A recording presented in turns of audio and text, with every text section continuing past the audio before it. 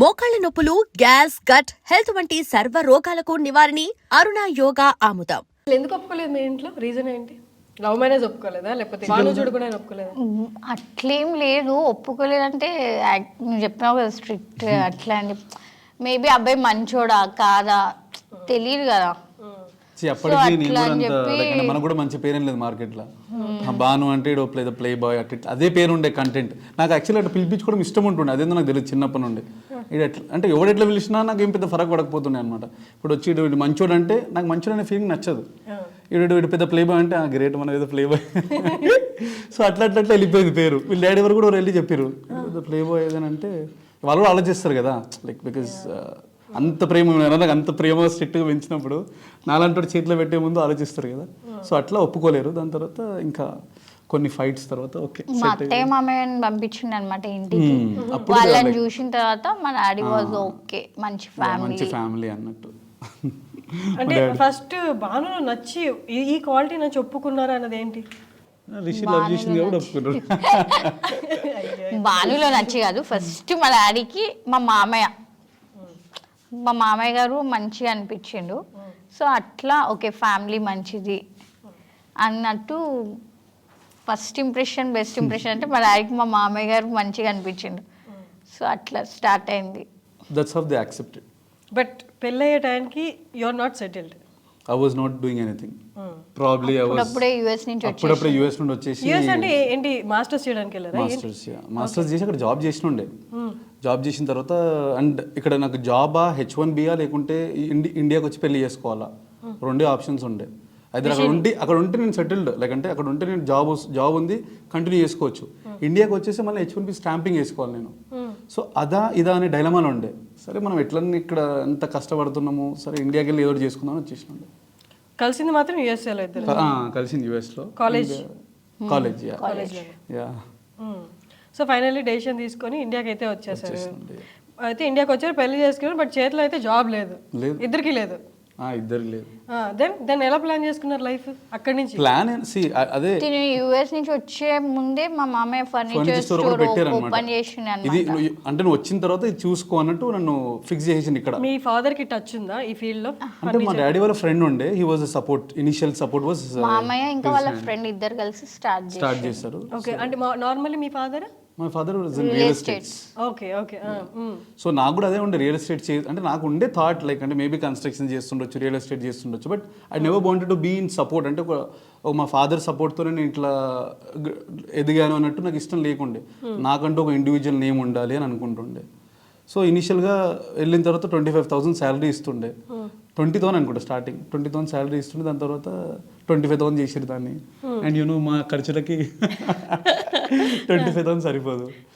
And again every part was my father was only taking care. But అది only just backup కే కదా అప్పుడు join అయ్యింది. Backup అంటే backup fixed ఏం లేదు. నా మైండ్ సెట్ ఎప్పుడో నేర్చుకుందాం అని అంతే.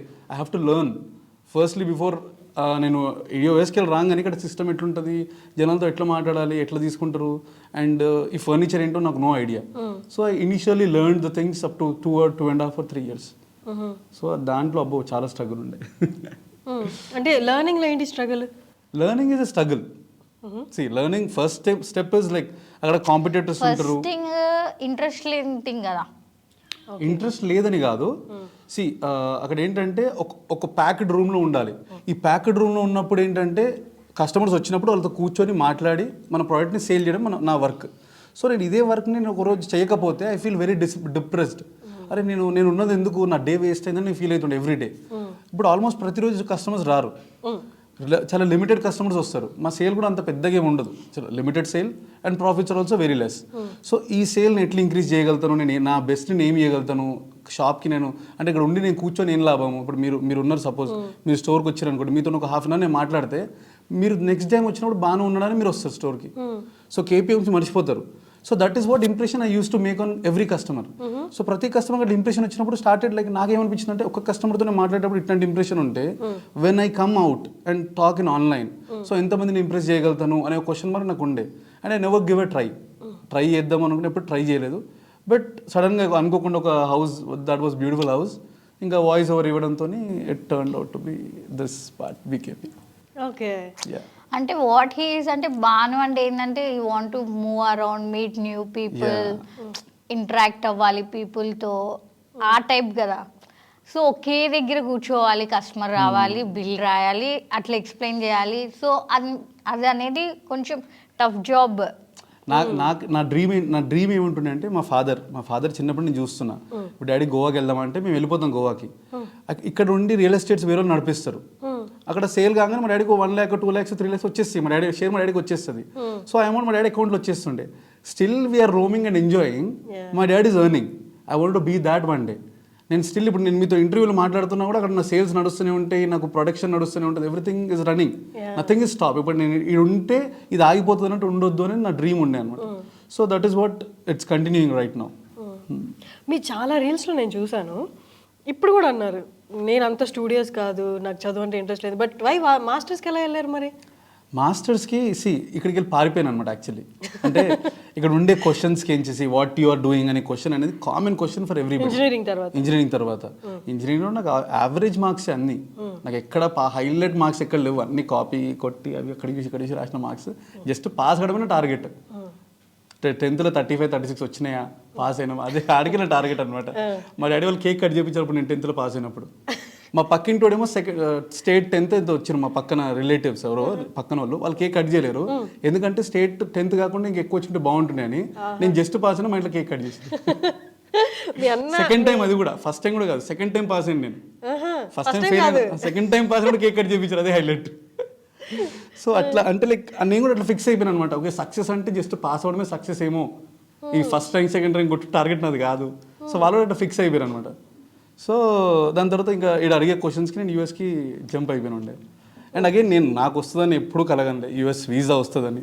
అప్పుడు ఏంటంటే యూఎస్ రెసిషన్ ఉండే అనుకుంటా, రెసిషన్ పీరియడ్, ప్రతి ఒక్కడు పోయిన వాళ్ళలో వీసా వేసేసారు. That's how I got the visa. అక్కడికి వెళ్ళాక మరి అంటే చదువుకుందాం సీరియస్గా సెటిల్ అయిపోదాం అని అక్కడికి వెళ్ళాకైనా ఫిక్స్ అయ్యారా? నేను చదివిందే లేదు.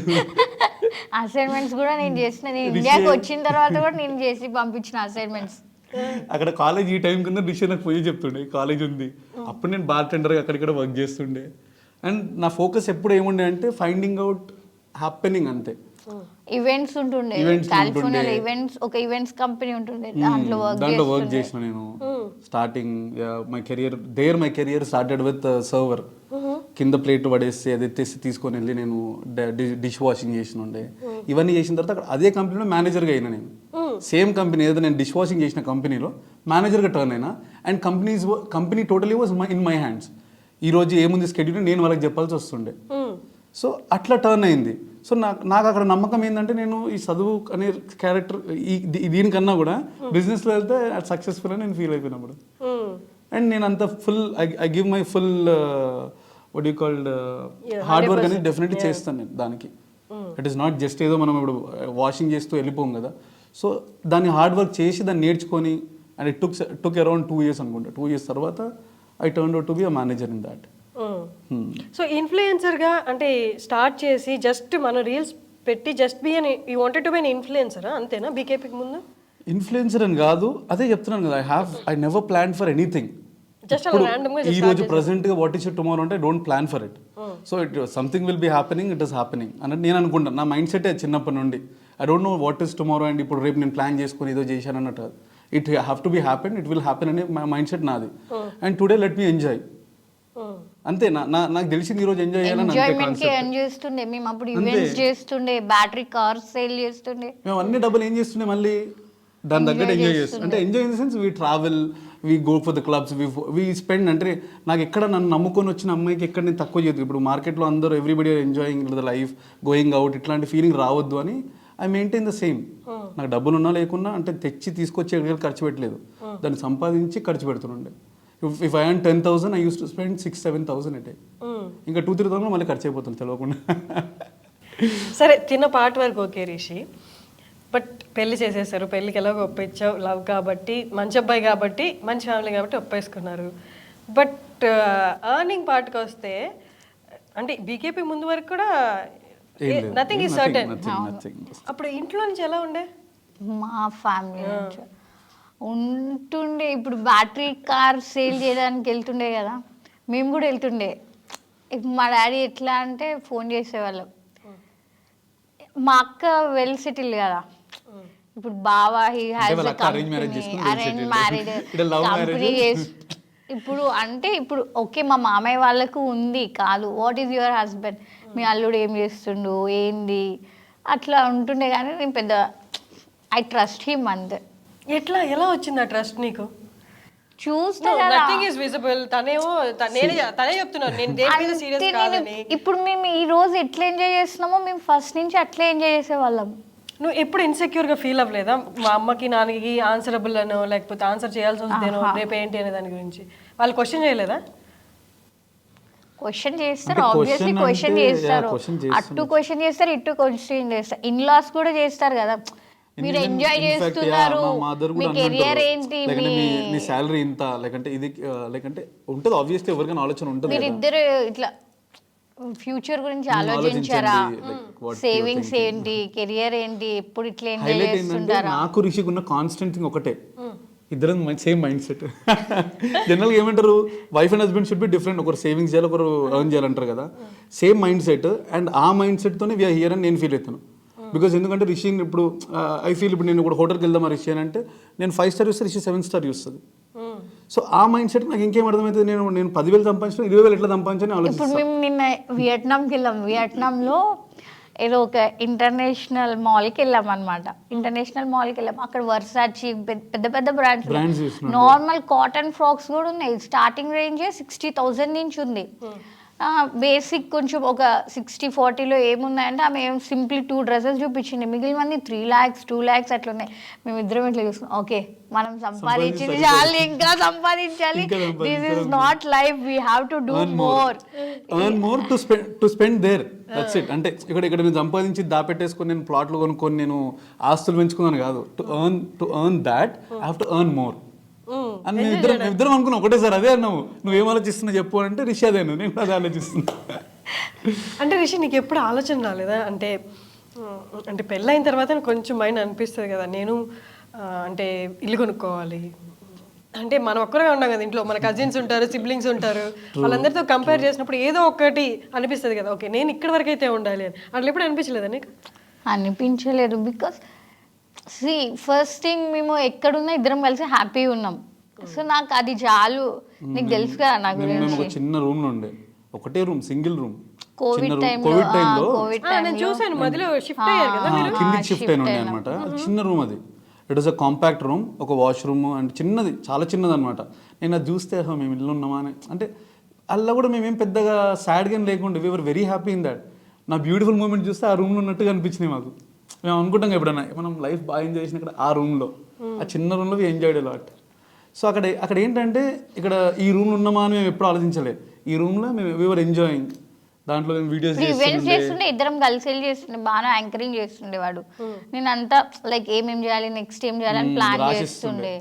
ఆ ఈవెంట్స్ లో కూడా వాళ్ళ ఫ్యామిలీ ఇట్లా మూవీస్ లో చూపిస్తారు చూడు, సేమ్ అట్లనే ఒక సంగీత్ ఈవెంట్సే వస్తుండే మాకు. బేసిక్ గా సంగీత్కి వెళ్తుండే, గేమ్స్ పెడుతుండే, లాస్ట్ వెళ్ళేటప్పుడు మేమే వాళ్ళ ఫ్యామిలీ మెంబర్స్ అయ్యే వాళ్ళం. Like they were like very friend, అంటే maybe we maintain that rapport with them. వాళ్ళు నెక్స్ట్ ఏదైనా ఈవెంట్ ఉన్నా వాళ్ళు రెఫరెన్స్ ఉన్నా చెప్పేస్తుండే. సో అట్లా అందరు అంటుండే చాలా బాగా చేశారమ్మా మీ ఇద్దరు అంతా. అట్లా కోవిడ్ టైంలో కొంచెం తక్కువ అయిపోయింది అది. ఒకవేళ నేను ఇక్కడ బీకేపీ కాకుండా ఉంటే మేబీ బీకేపీ ఈవెంట్స్ అని చేస్తుండొచ్చు. ఏంటి బీకేపీ ఫుల్ ఫామ్ ఏంటి? Bhanu Kiran Pasula, and that's my father name actually, Balakrishna Pasula అని. సో నాకు ఎప్పుడూ డ్రీమ్ ఉండే అనమాట అది, అరే మా ఇద్దరు నేమ్ సేమ్ అవుతాయి and why can't we open, అంటే ఈ పేరుతో ఎప్పుడైనా ఓపెన్ చేయలేదు. ఏదన్నా సాఫ్ట్వేర్ కంపెనీ ఓపెన్ చేసినా బీకేపీ సాఫ్ట్వేర్స్ సంథింగ్, ఏది ఓపెన్ చేసినా బీకేపీ అని పెట్టారని ఇష్టం ఉండే నాకు. సో మీరు యూఎస్ నుంచి వచ్చే టైంకి మీ ఫాదర్ ఫర్నిచర్ది మొత్తం సెట్ చేసి ఉంచారు అంతేనా? సో యూ కేమ్ అండ్ మామయ్య స్టార్ట్ చేశారు పార్ట్నర్షిప్ తో. So he came, so he involved him in that. I was just taking care. ఇప్పుడు you everything is on my own.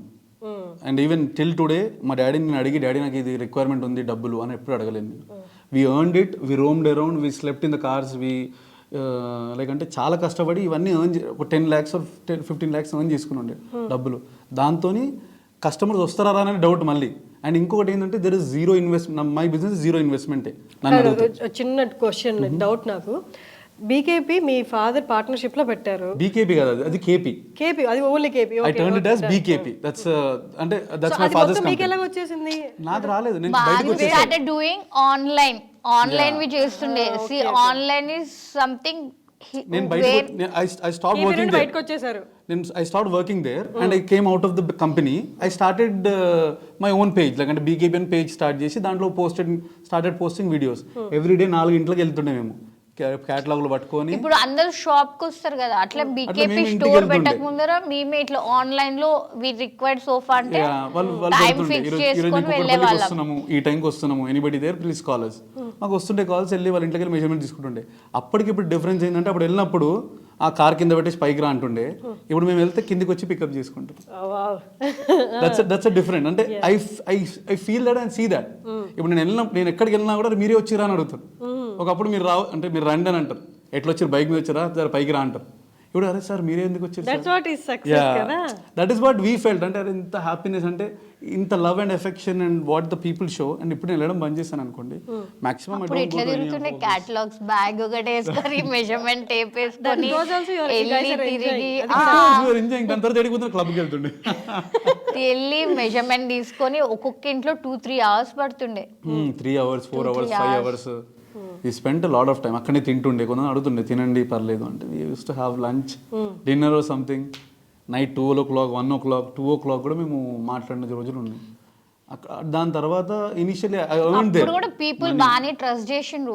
Only ఆన్లైనే కదా, ఆన్లైన్ అయినా కూడా ట్రస్ట్ చేసిండ్రు. ప్రోడక్ట్ లేదు చూడడానికి, జస్ట్ ఫొటోస్ లో చూస్తుంటే మెజర్మెంట్స్ తీసుకుంటుండే వాళ్ళం, ఆర్డర్ ప్లేస్ చేసే వాళ్ళు, డెలివరీ అయిపోయింది. యుఎస్ నుంచి కూడా కాల్స్ వస్తాయి, ఇక్కడ ఒంగోలుకి పంపిస్తుండే ఆన్లైన్ లో ఆర్డర్ తీసుకొని. వీళ్ళ డాడీ దగ్గరనే సేవ్ చేసుకునే డబ్బులు, మా డాడీ దగ్గర వీళ్ళ డాడీ దగ్గరనే, వీళ్ళిద్దరి దగ్గర సేవ్ చేసుకున్న తర్వాత దట్ ఈస్ వాట్ ఇంకా మేము ఇనిషియల్లీ బిజినెస్ స్టార్ట్ చేయడానికి మాకు సపోర్ట్ అయింది. భానుకైతే అంటే హీ హ్యాస్ టు ఎర్న్ కాబట్టి ఈ సిచ్యువేషన్ ఒక పాయింట్ కాకపోతే ఇంకో పాయింట్ ఆఫ్ టైంలో స్టార్ట్ అవ్వాలి. బట్ నీకు ఇది టోటల్లీ కొత్త కదా, మీ ఇంట్లో అలా లేదు, ఈ పరిస్థితులు అలాంటివి కాదు. మీ నాన్న నువ్వు అడక్కముందు అన్ని తీసుకొచ్చి పెట్టేస్తారు. అంటే తనతో పాటు నువ్వు అలా తిరుగుతున్నప్పుడు డిడ్ యూ ఫీల్ అంటే ఏదైనా కొత్తగా అనిపించిందా? ఇంకెక్కువ టైం ఉంటే బాగుంటుంది అనుకున్నట్టుంది. కొత్తగా ఏం లేదు, అట్లే ఉంటుండే. బాను కూడా సేమ్ అట్లే ఉంటుండే, లేకపోయినా లేదు అని ఏం లేకుండే. మా డాడీ దగ్గర ఎట్లుందో నాకు హస్బెండ్ దగ్గర కూడా అట్లే ఉంది. ఉన్నప్పుడు లేనప్పుడు అని కాదు కానీ హీ వాజ్ ఫస్ట్ నుంచి అట్లానే ఉంటుండే. ఏదైనా కావాలంటే అయితే మేము ఎంగేజ్మెంట్ చేసేటప్పుడు నా దగ్గర ఎంగేజ్మెంట్ రింగ్ కొని కూడా డబ్బులు